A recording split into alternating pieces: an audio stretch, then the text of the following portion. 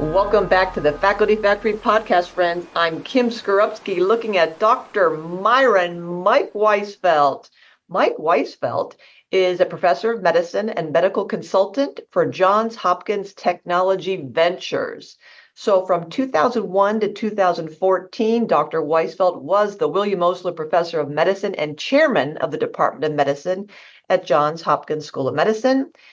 And briefly, he's got a long, wonderful history as a cardiologist and leader. He was a physician in chief at Johns Hopkins.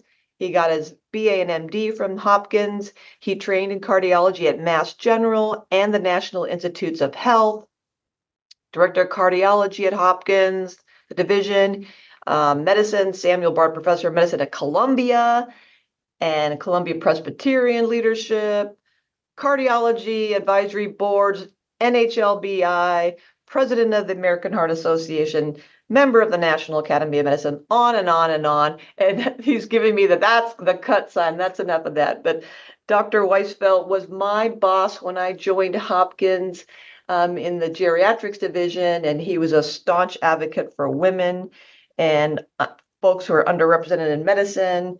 Mike, thanks for being on the podcast, and take it away.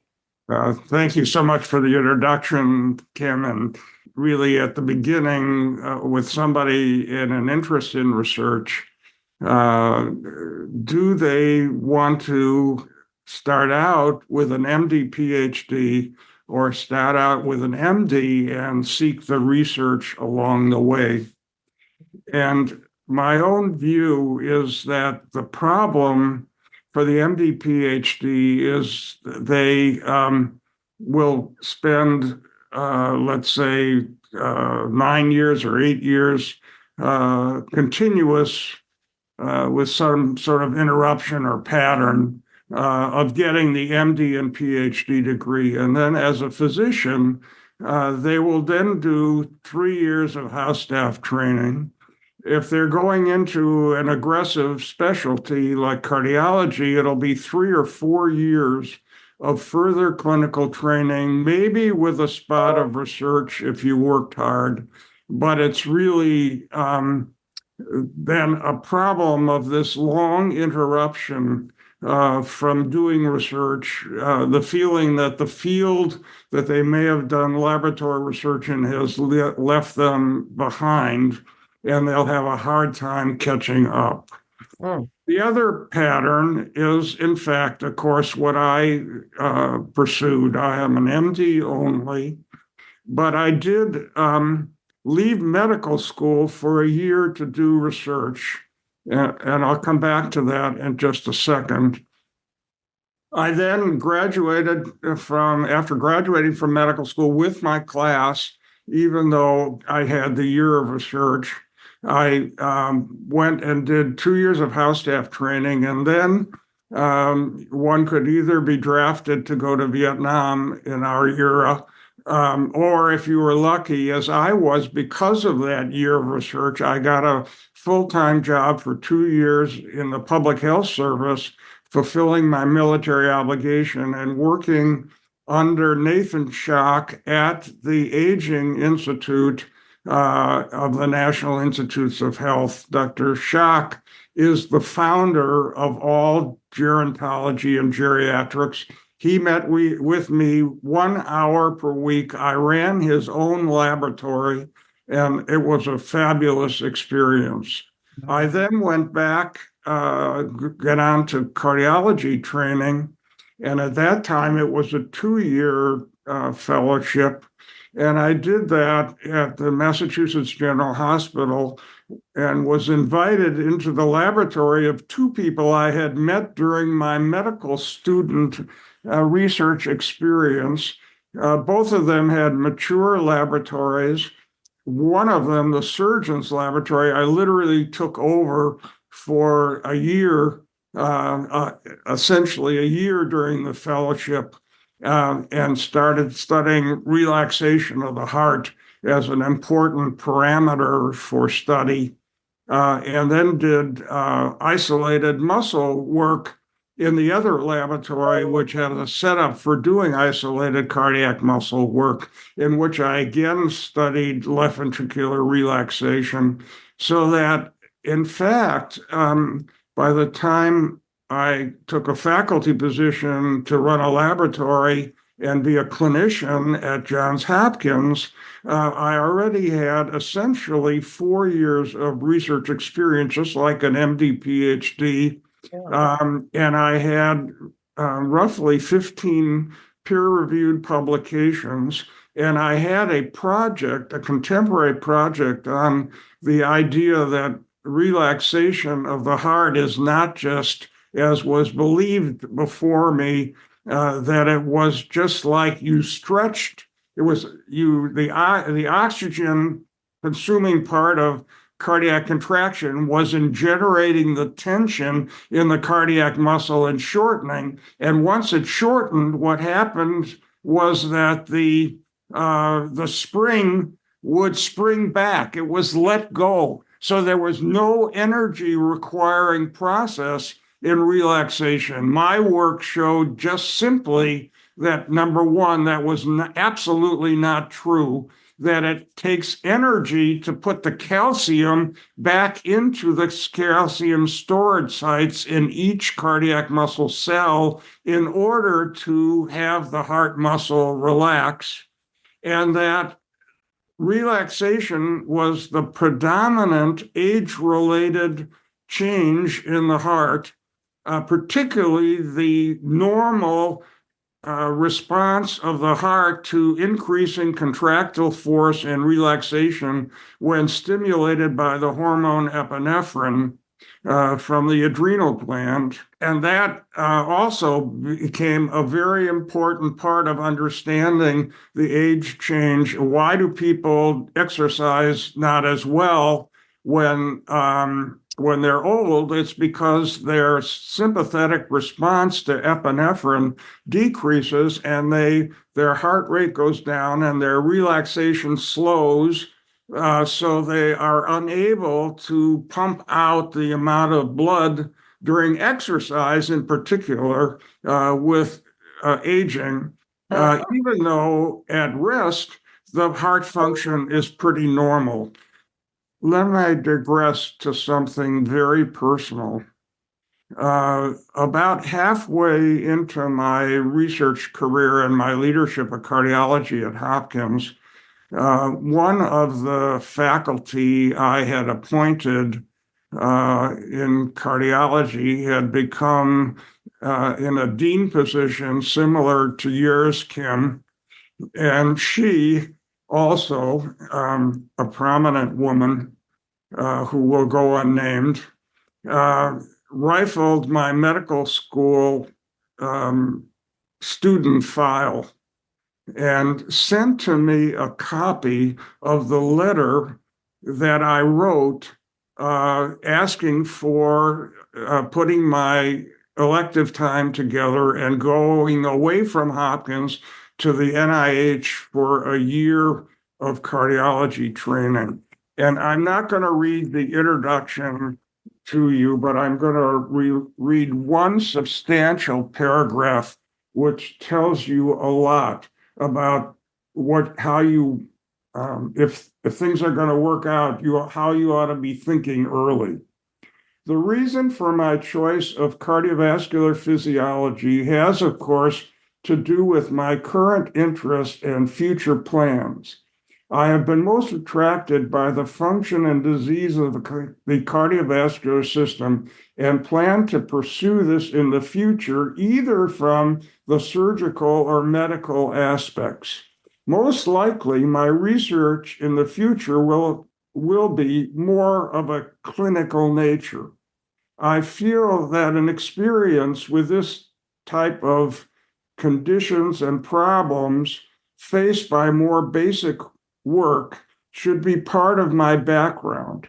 I'm afraid if I do not take the opportunity to do this now, it may never come again. Of course, one's interest can change, but I think I must work from the premise that it will not, in order to come to a decision as to the most profitable way to spend my elective time.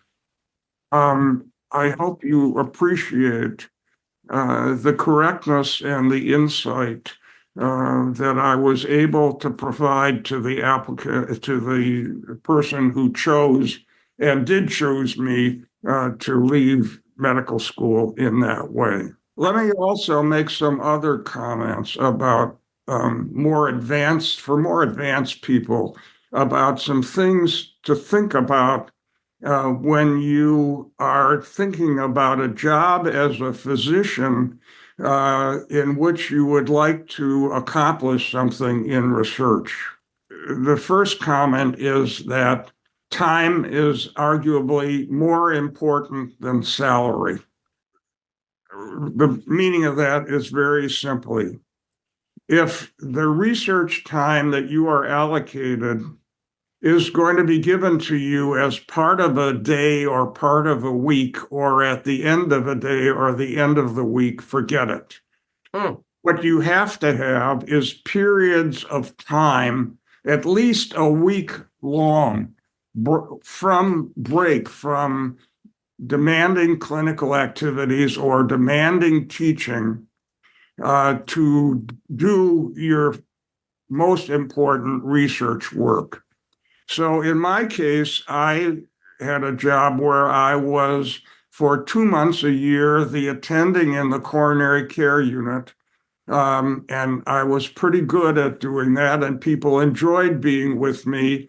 But that meant that aside from my weekly clinical outpatient responsibilities, as long as I had the money coming in to pay for my salary, I could get certainly 50 to 60% of my time for research. And that was a wonderful opportunity. Yes. The fact that I had so much contemporary research experience and knowledge of the field of relaxation is that at age 32, I wrote my first R01 grant to the NIH, and it was funded in 6 months. Whoa. The average age today for an MD for their first R01 grant is 44 years of age. Mm-hmm. So an enormous opportunity for me.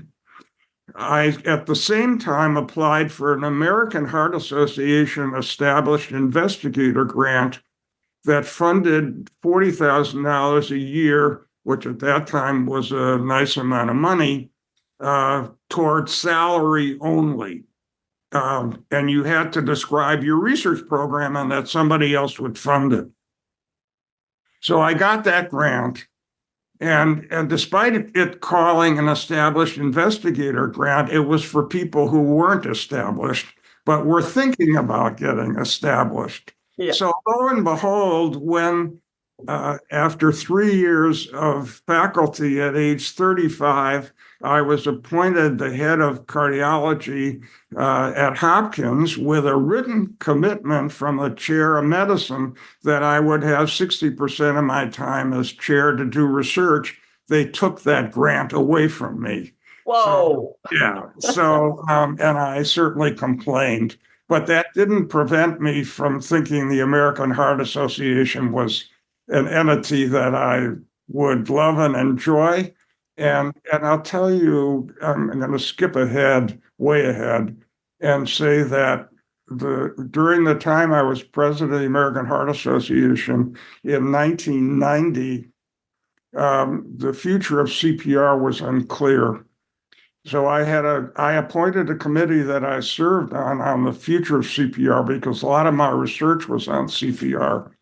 And that group agreed that a major advance in CPR would be to have defibrillators produced by engineering that would be easy to use, self-diagnose cardiac arrhythmias, and be able to use by people with minimal training, and certainly not, as most defibrillators at that time could only be used by a trained medical person.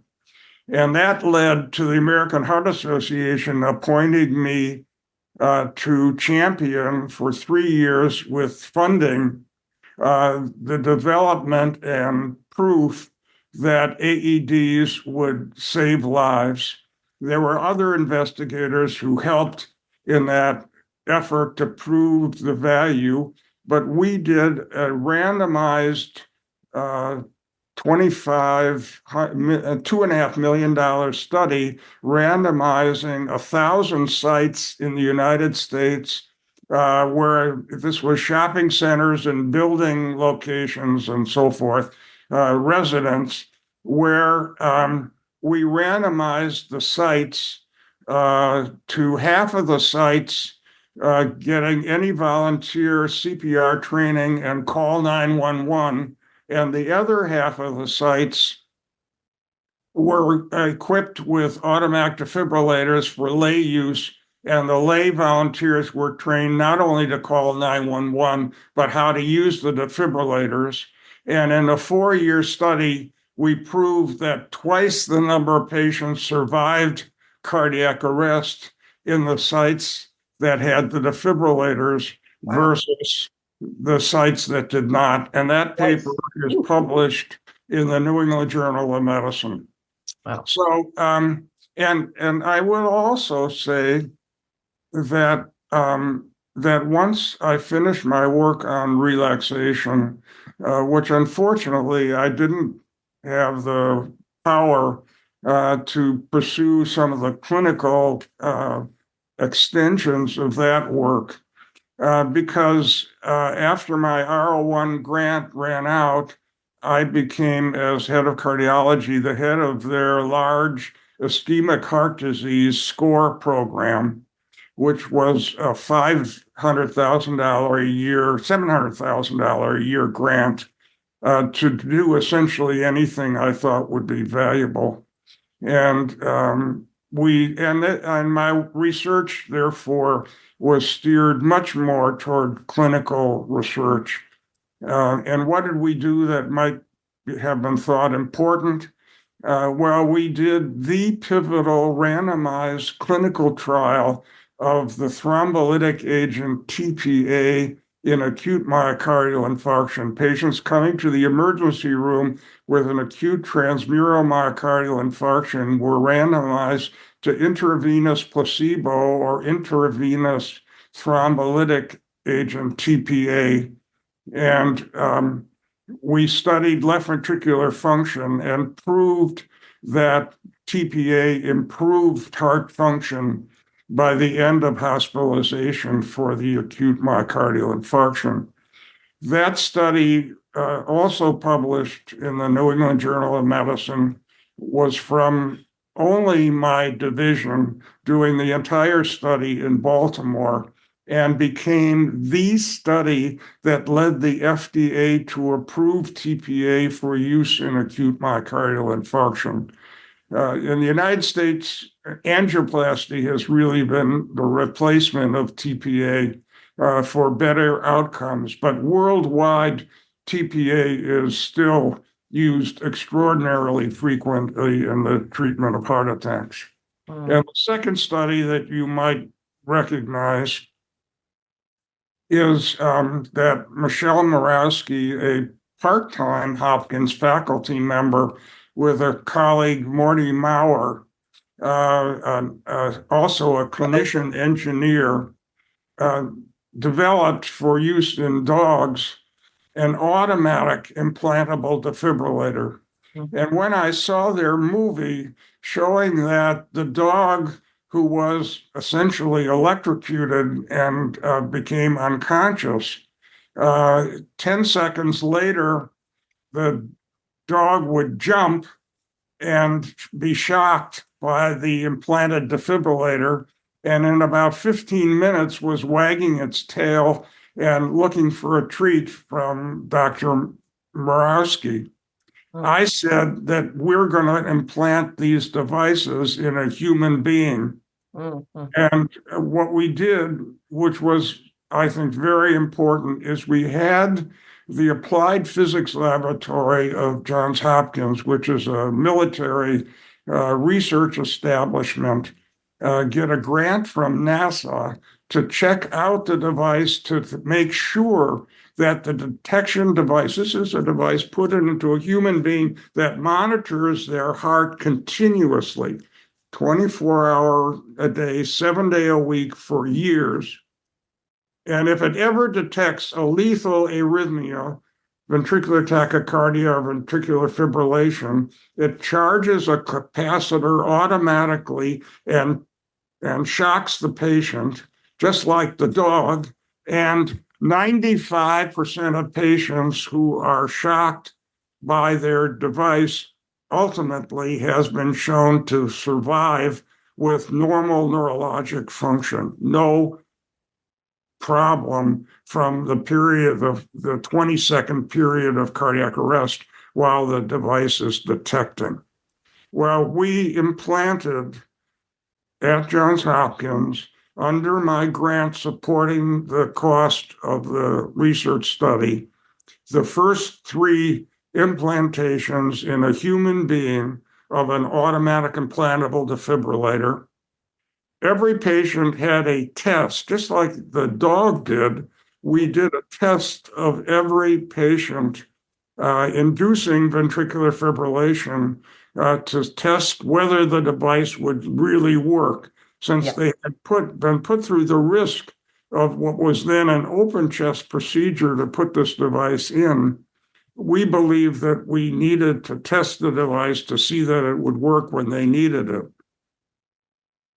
You cannot imagine what the room was like when Oh, we induced cardiac arrest in a patient and waited for 20 seconds oh, device gosh. to work.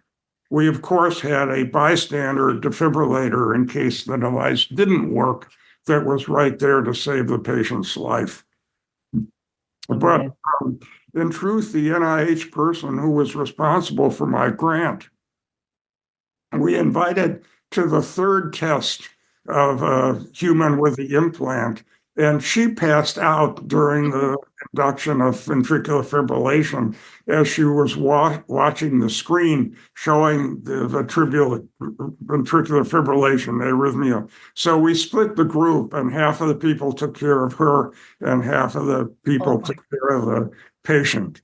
oh And my goodness. and both did fine. There was Yeah. no problem. Wow, wow, wow. So, a couple of more, I guess, little pointers. Make sure you get trainees and work with young people, and make sure you respect them and encourage them and listen to them. And I can tell you that I worked with an enormous number of my own fellows. And most of them, in fact, became faculty in cardiology at Hopkins. 5 of them became deans of American medical schools. 2 became head of the National Institutes of Health. My gosh. And innumerable fellows became heads of cardiology or chair of medicine or chair heads of cardiology. And they stayed, you stay at a place like Hopkins, you stay as long as you're growing. And when you're not growing, it's time to leave, right, Kim? That's the way it really is in the Hopkins world. But what's really nice about Hopkins is that if you leave, as I did after medical school and after cardiology, lo and behold, you can be invited back to head a laboratory as a young faculty, or as I was invited back to chair the Department of Medicine at Hopkins after 10 years at Columbia. That's wonderful. If, as you grow in academics and you're thinking about, should I move somewhere else and take another job? Um, my little adage there is very simple. You never see what, or I'm sorry, you never identify a good job unless you've seen some bad ones. Ooh, So the point of that is that you want to afford yourself the opportunity to accept invitations to talk at other medical centers, because oftentimes those invitations are a masquerade for seeing whether you're a candidate to come to their institution. And you can frame your discussion with faculty members and leaders around understanding how that unit works and how they do things. But also, I think, every 3 or 4 years, you really do need to test whether am I at the right place doing what I'm doing, or should I be seriously looking at other opportunities? And I will tell you that before I left Hopkins to be chair of medicine at Columbia, I had interviewed over, I would say, 9 or 10 years at 4 or 5 different institutions for their chair of medicine job. I was offered one of them at an institution that I ultimately decided I didn't want to go to, and turned it down. I was ushered out of the interview by the chair of the search committee. This is at a very famous West Coast institution where the clinical faculty were not academic faculty. They were called physician science experts, I believe. But anyway, they were not eligible for tenure, and they could not get NIH grant support. And my being a transitional bench to bedside investigator, the most important thing I had was the ability to hire people with clinical jobs who wanted to do important clinical studies and particularly clinical trials, but they could not, without getting NIH grant support, you couldn't have the opportunity of really doing it. You didn't have the time to do it. So I was as the head of the search committee opened the door for me for the limousine that took me back to the airport. He said, "Thank you so much for coming, but we will not be inviting you back." Oh my God. That's a direct quote. And I said, I guess they got the point. Yeah. And another one, they were down to 2 finalists, and suddenly the dean who was doing the search at that time left the institution. A new dean was appointed and started the search all over, and they ultimately very quickly went to an inside candidate for the chair. Wow. So that was interesting. There's another interesting story related to just what I'm talking about, and this is it. This is the last story. So I had been an intern and a resident at Columbia, and I had some friends that were very good supporters of me and knew me when I was a house officer there, who pushed me to interview for their chair of medicine when I knew I was very serious in need of leaving cardiology, having directed cardiology at Hopkins for 16 years. So I go up there and I'm offered the job. And as I learned to do, I go back before I meet with the dean. I go back to the institution and I meet with the faculty of the department in their offices with the doors closed. And we talk about the state of the department and what are you most concerned about? And what I heard from the faculty, who were laboratory investigators, that the laboratories had physically not been renovated for 50 years, and that there were no new laboratory buildings or no new laboratories planned for medicine. So I went to the Dean of Columbia and I said, I can't take you want me as a bench to bedside investigator, you want stronger basic science, and I can't do that. with laboratories that are not acceptable to people from the outside. Mm. So he said, okay, I will investigate the cost and what's going on. And he obviously confirmed that the need was enormous, number one. So he knew I was doing my homework. He comes back to me and he says, the cost of renovating these laboratories in 1990 or 92 would be $32 million. Wow. He said, I can commit to you the $32 million, but I cannot give you another nickel.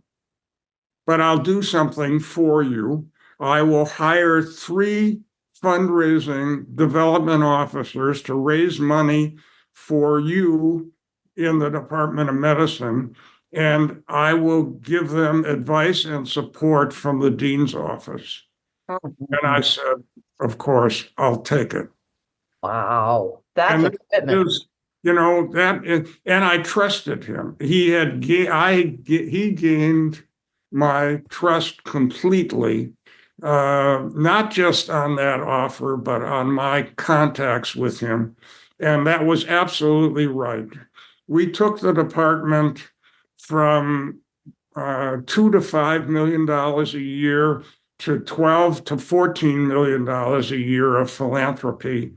So I had no problem in recruiting people. And of course, I very quickly ran out of lab space. Wow. So then he built a new building and I got more lab space. What that is I such an think that important that lesson. Yeah. ends my comments. I think the summary is pretty simple. Uh, you need to think long and hard about what your objectives are in your career, and you need to act accordingly. You need to pick mentors, laboratories to work in that are extraordinary people who you need to interview with their trainees to find out what kind of behavior they have. Just really want to underscore what you just said there, because that is Sure. so important to me that you have given us at least 2 examples of doing homework when you're thinking about investing your valuable years training somewhere. One is you talked about a higher level position going in back to the place where you're interviewing behind closed doors with individual faculty members. Where are the challenges? Where are the gaps? That's important. I think a lot of people don't do that.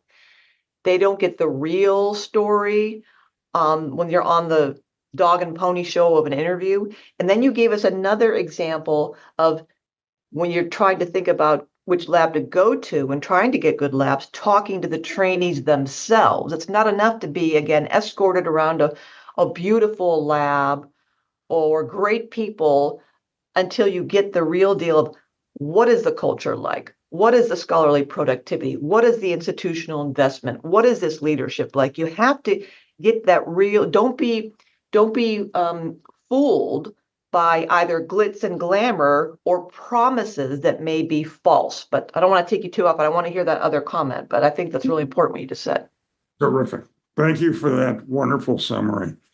So it turns out the laboratory that I went through as a medical student at the NIH was a laboratory of a clinically trained physician scientist by the name of Stanley Sarnoff. Dr. Sarnoff, when I went to his laboratory, had been the director of his laboratory for a decade and was one of 2 world famous cardiovascular physiologists in the United States. Dr. Sarnoff had never had a medical student in his laboratory. All of his trainees were postdoctoral MD PhDs, or surgeons, cardiac surgeons who were finishing their training by doing some experimental work, no medical students. Once I left the laboratory, Dr. Sarnoff wrote the most extraordinary letters of recommendation for me for house staff training and fellowship training that you could ever imagine. And he himself uh, suffered a terrible heart attack, closed his laboratory, and pursued an invention that he had made of what he called the Stern syringe, which is basically the EpiPen. Uh, and he used it for nerve gas antidote in the first Iraq War. So it was purchased in millions of vials for Israel and for the United States military that was involved in the Iraq War because they used nerve gas there. And atropine was a minor antidote, but it was an antidote. And he became wealthy. His family had wealth on their own.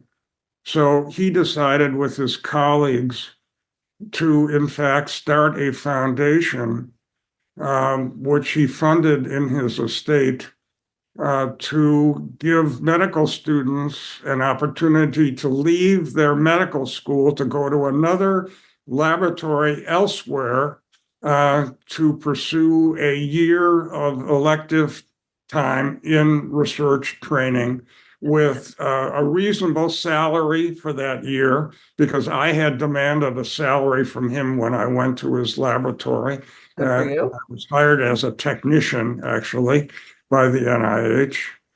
And when he ultimately passed, he left an estate that ultimately was created a $28 million endowment, which has been financially managed well, is now $58 million, called the Stanley Sarnoff Cardiovascular Foundation and Research Program for medical students.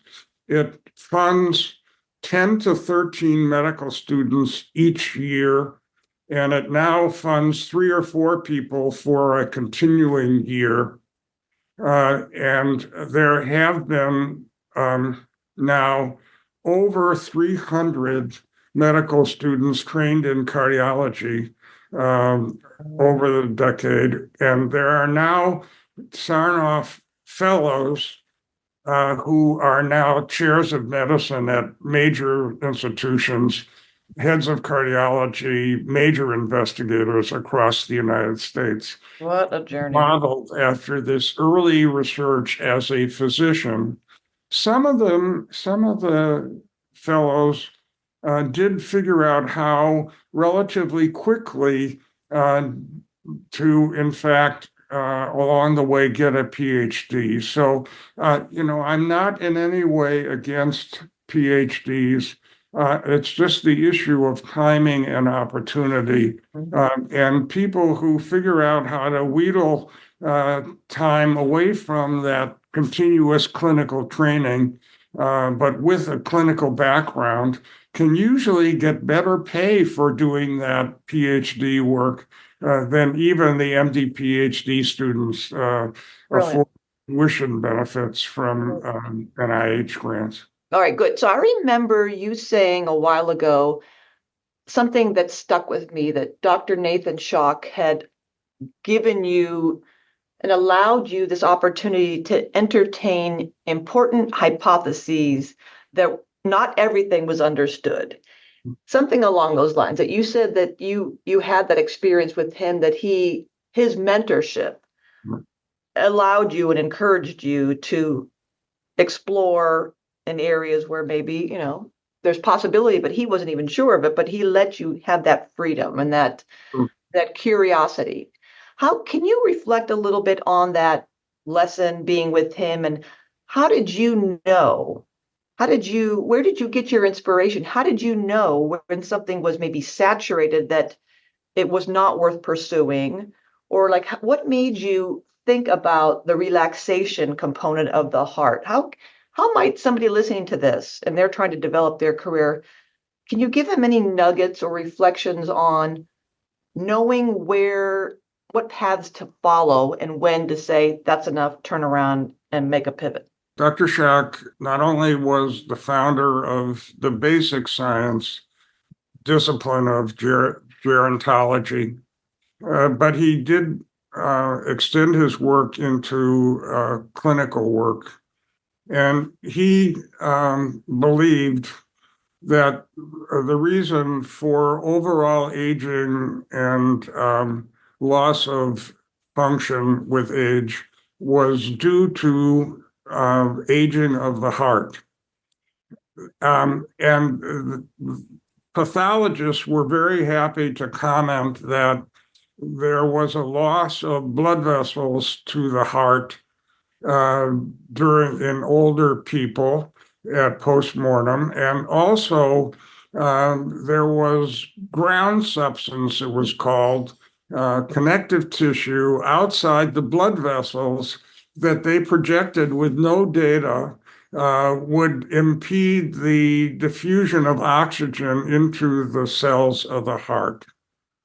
So they believe that, dementia, all the other things that we associate frailty with aging was all due to a bad heart because of a lack of oxygen. So making assumptions without the data.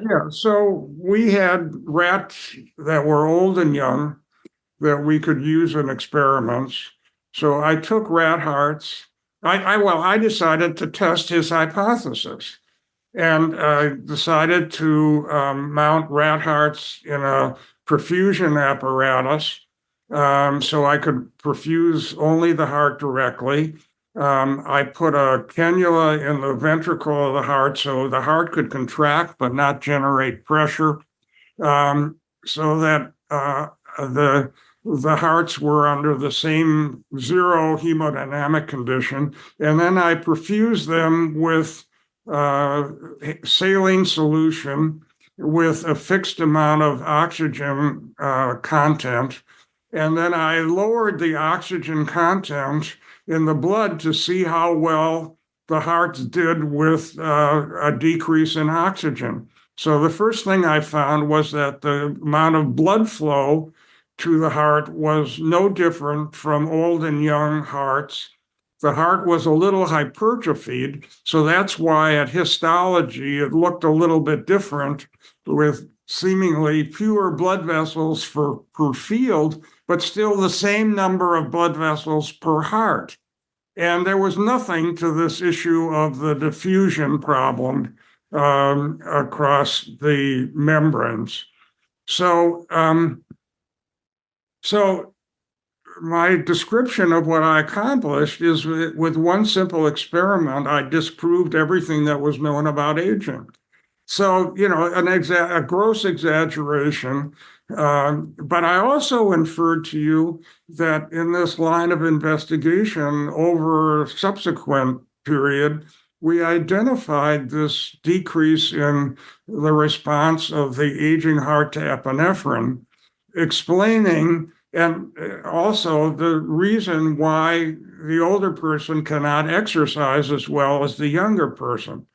And that certainly was a very important observation.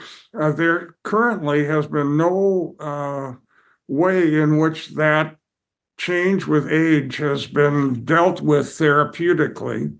Mm-hmm. So that continues to be the reason why most older people who have normal hearts and are not still have a decline in their exercise ability. Oh. So a very and the fact that the epinephrine wasn't there and effective to strengthen contraction and also was not there to hasten relaxation raised the whole question of whether the relaxation characteristics of the older heart are in fact one of the reasons for what's called heart failure with preserved ejection fraction, is that the heart becomes stiffer with age and is deprived of adequate relaxation and more forceful contraction. And that leads to this state where the heart sort of at baseline does pretty well, but increasingly the person has symptoms with exercise as they get older. So a lot of things that came out of very simple observations, by testing a well-established hypothesis that I thought was in need of direct testing, not just belief. And as you commented, Dr. Schock was 100% behind what I was doing.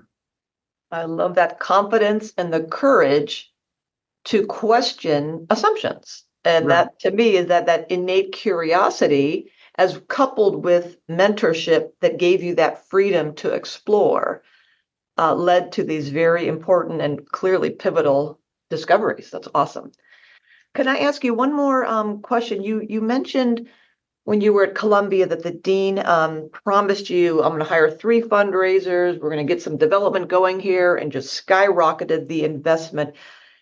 As maybe mid-career, more senior level faculty members are preparing to interview other places or go up the ladder and take on greater responsibility and have broader impact, what can you share with us that you learned about development? Because physicians and investigators, we're not trained in this stuff. Can you impart any wisdom about what we should know about benefactors and philanthropy and development and being able to communicate with people who want to invest in our work? What can you teach us there? Wonderful question. Number one is it's very important if you're going to be a division chief or a department chairman to have the ability to raise money for your program. There are still successful medical schools that prohibit anything but the central organization from raising money from philanthropy. And, there are many people, patients, relatives of patients, people with interest in preventing illness, who are interested in focusing their philanthropic contribution on something which is important to them, their family, interest. And that is really prohibited, where all of the fundraising that is considered legal within the institution goes to the institutional coffers. So that's number one comment. Number two is that development professionals are extraordinarily important. When I went to Columbia, I had a family that contributed money to me at Hopkins because of recruitment by the head of cardiology who had recruited me.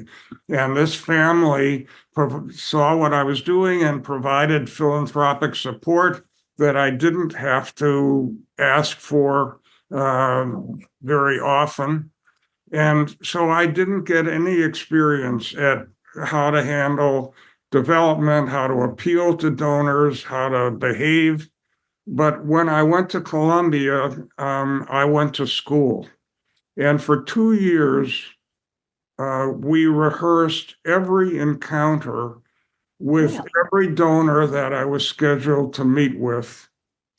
And we rehearsed once or twice what I would say, how we would invite them to converse, how I would present myself in relationship to the area that I thought their fundraising would be focused.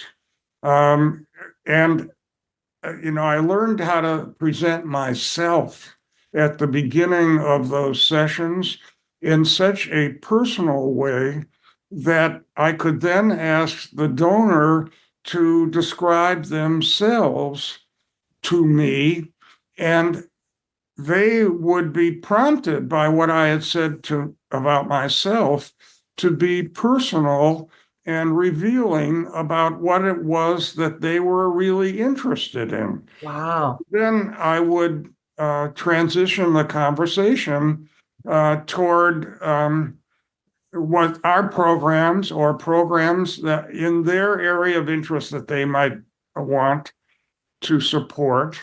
And then we got down to how many dollars. And that was always an extremely anxiety-provoking part of the conversation for me. But after the 2 years, I actually was very comfortable in asking somebody for $200,000 to $400,000 during a first luncheon or breakfast that I would host for them if the session was going well. And then I had a retreat. If the potential donor turned green, I had a very well practiced exit saying, well, the first thing I would say, well, it's not that amount of money as a single gift, but we can divide the gift over 6 months or over 2 years. And I have had donors say immediately, oh, I can do that, like on the minute. Oh my gosh. From immediate gift to 2 years and getting a yes answer, or the response being, well, I need to think about this further, particularly this idea of giving a gift over time. So, Genius. I remember somebody telling me a story about meeting with a development kind of a story that the faculty member was at a very important dinner and asked the donor for some money, and the donor said yes. And then on leaving the restaurant, the donor whispered to the faculty member, "You're doing great. Like, I need to tell you, you need to do a little bit more homework because I would have given you double that." That stuck with me. That how important to do the research and have the development officer say, "You come in to ask for two to 400,000. That's nothing." So it was a really important lesson of that person saying, "I would have given you double." So the lesson here is it's a learned skill. You were not born as a medical student or a PhD to ask people for money. Clearly. And development officers, the other golden rule is you never meet with a donor without a development officer with you, because for many reasons. Obviously, they can critique you afterwards. They can support you. And when the conversation reaches some sort of an impediment, their skill is to pick up the ball through the impediment and take the pressure off of you for a few minutes to try to get the discussion back on track. And also, their take on it is, as you decompress after the session with the development officer, they have perceptions that are much deeper in areas that you didn't pay attention to. And that is always. So my golden rule is I never meet with a potential donor without a development officer with me. Smart. Those are great lessons. I love the humility and recognizing that you went to school, that you taught and you rehearsed. That is amazing to me that you would actually have, all right, Mike, this is who you're meeting, and this is where they're coming from. This is their interest. This is the kind of person they are. This is the kind of pitch you got to give them. Because I imagine these development officers spend some time understanding and appreciating someone's personality preferences. And are they a hard line, direct hit? Do they need a soft touch? Do they need to cut through the BS? Do they need help thinking about ways to be creative with money? I'm just so fascinated by that journey, and also fascinated that you had the humility to say, okay, teach me, take me to school. So also, by the way, the development officer will do what I call homework on the potential donor that you're going to talk to. And through public records, you can get some idea of the philanthropic interest and magnitude of the person, and you can get some idea of their wealth from the real estate, for example, which is to some degree public information.